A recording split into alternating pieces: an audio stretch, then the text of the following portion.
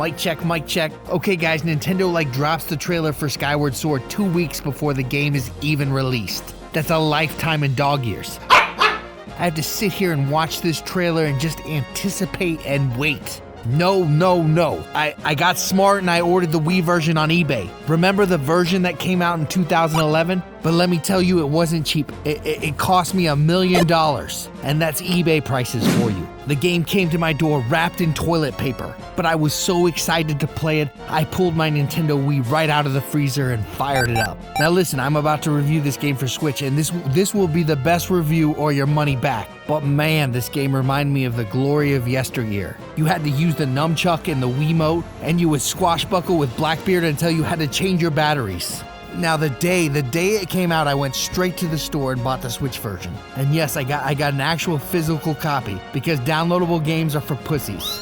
No, I'm kidding. If you get the downloadable version, you still get an award. Now I'm about to share my thoughts, but before I bless you with my review, you need me to educate you on Link. Here is a Zelda Timeline, and you see right here is the Wind Waker. People love this game, but they said it was too cartoonish and childish. You can't please everyone. Here's the Twilight Princess. People said it was too adultish and dark. You can't please everyone. So Nintendo gave birth to a new Zelda. So now you know the history of Skyward Sword, and now it's time for the review. So I'm not going to talk in that voice anymore because I sound so stupid. But the first thing I wanted to ask as I review this game is, how does it match up graphically? So let's look at some comparison shots side by side of an upscaled Wii U version next to the Switch. And as you can see, there's an improvement. It's a slight improvement, but it's better. And I think that's a good thing. However, this all brings up another question. RGT85 recently posted a video asking, is Nintendo being lazy? Because what they're giving us is a slightly better version of an older game, as opposed to Final Fantasy VII, that totally reimagined the game and gave us something completely different.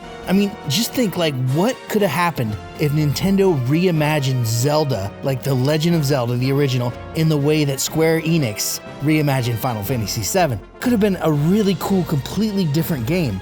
And is Nintendo just comfortable kind of re-releasing older software and getting replay value out of it? And that might mean that Nintendo is a little lazy.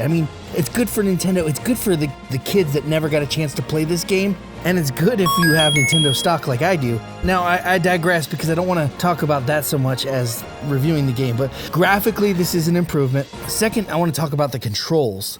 Now, the Wii version, which is the first version I played when I was much younger, the controls at times annoyed me because even though the Wii nunchuck was revolutionary, you didn't want to be up squashbuckling like this guy the whole time. So I was really interested in playing the Switch in both handheld mode and with a regular controller. Now you can use the Joy-Cons in the same way that the original Wiimote was used, and that's cool, but I really like the controls. This, to me, is the biggest improvement here. The game is easier to pick up because you don't have to commit to so much motion and so much squashbuckling. You can play with just the regular controllers, and this to me is a big win for Nintendo. Now, as far as I can see, the game is basically identical. There are no big changes in the game. So when Nintendo does a remake, it's different than when Square Enix does a remake. It's just the game slightly improved, and that's good. That's good. This is a good pickup. I'm glad I have both. And I'm excited about some of the stuff they're doing for the Zelda 35th anniversary. I think they could do more, but the Game & Watch is coming out, and this is cool. This is cool. We should be excited as Nintendo fans for this. But there is this whole thing where you wonder, can Nintendo give us more? And that's really what I felt when I came away. I felt like this is a really cool remake. The controls are better. This is fun. But what else can Nintendo give us? So those are my thoughts on this game. I definitely recommend picking it up if you have the Switch, or revisiting it by getting the Wii version on eBay. It's not really $1 million like I said earlier. I think you can find it for $28-29. So please subscribe if you haven't and leave a comment, and I will be creating some more content soon.